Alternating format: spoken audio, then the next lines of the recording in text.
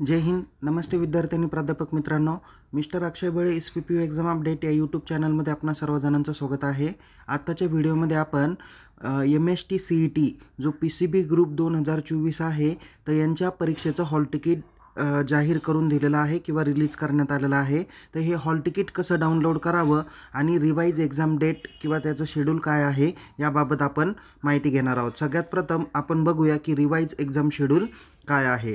तर बघा विद्यार्थी मित्रांनो, दिनांक 28 मार्च 2024 रोजी गव्हर्नमेंट ऑफ महाराष्ट्र म्हणजे CET सेल अंतर्गत एक रिवाइज एक्झाम शेड्यूल CETचं त्यांनी रिलीज करून दिलेलं होतं. कारण का की आत्ताच्या जे काही निवडणुका आहे या निवडणुकामुळं या परीक्षांचं जे काही शेड्यूल आहे ते त्यांनी चेंज केलेलं आहे. त्यापैकी MST CET अंतर्गत ज्या PCB आणि PCM ग्रुपच्या परीक्षा घेतल्या जात आहे त्यातील PCB ग्रुपची जी काही परीक्षा आहे ती 22 April, 23 April, 24 April, 28 April, 29 April आणि 30 एप्रिल 2024 रोजी होणार आहे. यामध्ये PCM ग्रुप जो काही आहे तर त्यांच्या परीक्षा या 2 मे, 3 मे, 4 मे, 9 मे, 10 मे, 11, 15, 16 आणि 17 मे या दिवशी होणार आहे. ओके, सो या पद्धतीने CETचं शेड्यूल दिलेलं आहे. त्यापैकी आता PCB ग्रुप जो काही आहे तर यांच्या परीक्षेचं हॉल तिकीट जनरेट झालेलं आहे, ॲडमिट कार्ड रिलीज झालेलं आहे. ते कशा पद्धतीने डाउनलोड करता येईल हे आपण या व्हिडिओमध्ये बघणार आहोत. जर का या व्हिडिओला आपण लाईक केलं नसेल, शेअर केलं नसेल तर त्वरित या व्हिडिओला लाईक करा. आपल्या सर्व विद्यार्थी मित्रांपर्यंत हा व्हिडिओ शेअर करा. तसेच अद्याप जर का आपण आपल्या यूट्यूब चॅनलला सबस्क्राईब केलं नसेल तर त्वरित सबस्क्राईब करा आणि अधिक माहितीसाठी टेलिग्राम चॅनलमध्ये सहभागी होऊ शकता. लिंक डिस्क्रिप्शन बॉक्समध्ये देण्यात आलेली आहे. चला तर मग बघूया आता आपण PCB ग्रुपचं हॉल तिकीट कसं डाउनलोड करावं.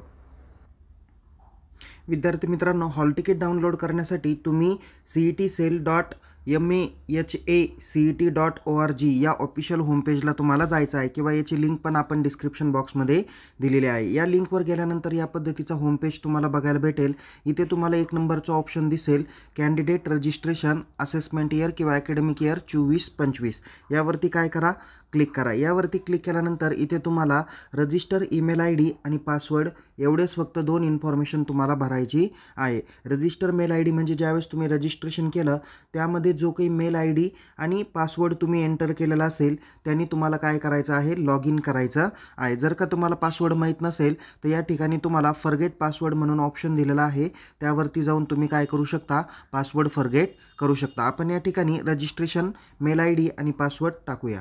बघा इथे तुम्ही लॉग इन ID आणि पासवर्ड टाकल्यानंतर या पद्धतीचं तुम्हाला डॅशबोर्ड बघायला भेटेल. इथे स्क्रोल केल्यानंतर तुमचं registration, profile, help desk, hall ticket और admit card, objection tracking, score card, CAP आणि नोटिफिकेशन असे तुम्हाला वेगवेगळे ऑप्शन्स दिसतील. तर यामध्ये तुम्हाला हॉल तिकीट डाउनलोड करण्यासाठी हॉल तिकीट्स और ॲडमिट कार्ड या ठिकाणी तुम्हाला क्लिक करायचं आहे. या ठिकाणी क्लिक केल्यानंतर इथे जे जे हॉल तिकीट डाउनलोड करण्यासाठी अवेलेबल आहे त्या ठिकाणचे तुम्हाला इथे अभ्यासक्रम दिसून येतील.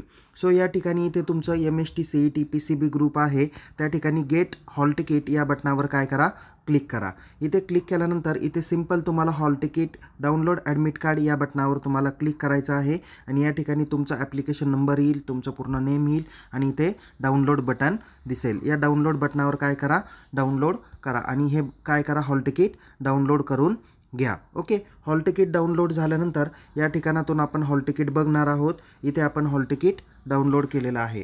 डाउनलोड केल्यानंतर इथे तुमची पूर्णपणे माहिती येईल की तुमचं पूर्ण नेम, तुमचं कॅन्डिडेटचा roll number, date of birth, तुमची डेट ऑफ एक्झामिनेशन या ठिकाणी तुमची येणार आहे. ओके, सो जसे या विद्यार्थ्याची परीक्षा 29 एप्रिल 2024 रोजी होणार आहे आणि याचा पेपर जो काही होतो आहे तो दुपारच्या शिफ्टमध्ये म्हणजे 2 ते 5 या वेळेमध्ये होणार आहे. त्यांनी सांगितलं आहे की गेट ओपनिंगचा जो काही टाईम आहे तो 12:30 PM आहे आणि गेट क्लोजरचा जो काही टाईम आहे तो 1:30 वाजताचा आहे. ओके, आणि तुम्हाला जो काही पेपर आहे तो इंग्लिशमधून आहे. तुमचा जो काही ग्रुप आहे तो PCB ग्रुप आहे. त्यानंतर तुमचं जेंडर, मेल, डिसेबिलिटी टाईप वगैरे हे सर्व येणार आहे. नंतर इथे CET एक्झाम सेंटर ॲड्रेस म्हणजे ज्या ठिकाणी तुमचा पेपर होणार आहे त्या सेंटरचं नाव या ठिकाणी तुम्हाला दाखवलेलं आहे. स्टुडंटला या ॲडमिट कार्डबरोबर काय काय सोबत घ्यायचं आहे त्याची माहिती आपण या ठिकाणी बघणार आहोत. बघा या हॉल तिकीटवर ज्या ठिकाणी स्टुडंटचा फोटो आणि सिग्नेचर आहे त्या ठिकाणी त्यांना काय करायचं आहे, तसाच फोटो किंवा लेटेस्ट आत्ताचा जो काही रिसेंटली त्यांचा कलर फोटो आहे तो या ठिकाणी त्यांना पेस्ट करायचा आहे आणि त्या फोटोवर आडव्या पद्धतीची सिग्नेचर देखील करायची आहे. या हॉल तिकीटबरोबर तुम्ही एक ओरिजिनल ID प्रूफ तुम्ही सोबत ठेवू शकता. ओरिजिनल ID प्रूफमध्ये तुमचं आधार कार्ड राहील, पॅन कार्ड राहील, या पद्धतीचे डॉक्युमेंट्स तुम्ही सोबत इश्यू करू शकता. हे ओरिजिनल तुम्हाला ठेवायचे आहे, झेरॉक्स नाही. ओके, ओरिजिनल तुम्हाला ID कार्ड सोबत ठेवायचे आहे. इथे कॅन्डिडेट सिग्नेचर, इथे तुम्हाला ज्या ठिकाणी तुम्ही परीक्षेला जाणार आहे त्या ठिकाणी त्या सरांच्या समोर तुम्हाला या ठिकाणी साईन करायची आहे. नंतर इथे तुमचे सुपरवायझर तुमच्या इथे साईन करणार आहे. काही महत्त्वाचे इन्स्ट्रक्शन तुम्ही या ठिकाणी रीड करा की तुम्हाला जे काही पेपरला जायचं आहे ते तुमच्या डेट क्लोजर टायमिंगच्या आतमध्येच तुम्हाला जायचं आहे. तुमचा जो काही सीट नंबर असेल हा किंवा युजरनेम आणि पासवर्ड असणार आहे, तर युजरनेम हा तुमचा रोल नंबर असणार आहे, तर पासवर्ड तुमचा डेट ऑफ बर्थ असणार आहे, DD इयर या फॉर्मॅटमध्ये तुम्हाला मेन्शन करायची आहे, जी तुमच्या हॉल तिकीटमध्ये ऑलरेडी दिलेली आहे. नंतर तुम्हाला एक करंटली व्हॅलिड तुमचा पासपोर्ट साईज फोटो तुम्हाला सोबत घेऊन जायचा आहे आणि तो तुम्हाला जिथे सांगितलं आहे त्या ठिकाणी तुम्हाला पेस्ट करायचा आहे. ओके, त्यानंतर या ठिकाणी जे विद्यार्थी डिसॅबिलिटीचे आहेत तर त्यांना जो काही फॉर्म दिला जाईल तो फॉर्म तुम्हाला भरायचा आहे. तुमचा PCB ग्रुप जो काही पेपर होणार आहे तो तुमचा 2 ग्रुप्समध्ये पेपर होत असतो. एक ग्रुप्स आहे PC म्हणजे ज्याला आपण फिजिक्स अँड केमिस्ट्री म्हणतो आणि दुसरा जो काही ग्रुप्स आहे तो म्हणजे बायोलॉजी. ओके, सो या ठिकाणी तुमचे टोटल 2 शिफ्टमध्ये पेपर होत असतात. त्यापैकी ज्या शिफ्टमध्ये तुमचा नंबर आहे त्या शिफ्टमध्ये तुमची 3 तासाची परीक्षा म्हणजे 180 मिनिटाची तुमची परीक्षा होत असते. त्यापैकी फिजिक्स अँड केमिस्ट्रीसाठी तुम्हाला 90 मिनटं आणि बायोलॉजीसाठी तुम्हाला 90 मिनटं अशा पद्धतीचा तुमचा टाईम स्लॉट हा दिलेला असणार आहे. परीक्षेसाठी तुम्हाला कोणत्याही पद्धतीचे इलेक्ट्रॉनिक डिव्हाइस म्हणजे मोबाईल, कॅल्क्युलेटर, नोटबुक, पेजर, त्याच्यानंतर तुमचं डिजिटल वॉच, त्यानंतर बुक्स, नोटबुक्स अशा पद्धतीचं कोणत्याही पद्धतीचं इलेक्ट्रॉनिक डिव्हाइस ॲज वेल ॲज कोणतंही साहित्य तुम्हाला परीक्षा सेंटरमध्ये घेऊन जायचं नाही आहे, नाही तर अदरवाईज ती कॉपी केस म्हणून कन्सिडर केली जाणार आहे. आणि तुम्ही तुमची जी काही परीक्षा होणार आहे तर परीक्षेपूर्वी किमान 2 तास तरी अगोदर तुम्ही त्या ठिकाणी उपस्थित राहा. त्यापैकी 12:30ला तुमचं गेट ओपन होणार आहे आणि क्लोज किती वाजता होणार आहे तर 1:30 वाजता होणार आहे. म्हणजे परीक्षा जी 2 शिफ्टमध्ये चालते त्यापैकी ह्या दुसऱ्या शिफ्टच्यासाठी मी महत्त्वाचे इन्स्ट्रक्शन दिलेले आहे. त्यानंतर कोणत्याही इलेक्ट्रॉनिक डिव्हाइस तुम्ही सोबत बाळगू नका या पद्धतीची माहिती दिलेली आहे. टोटल 180 मिनिटापर्यंतची तुमची परीक्षा चालणार आहे.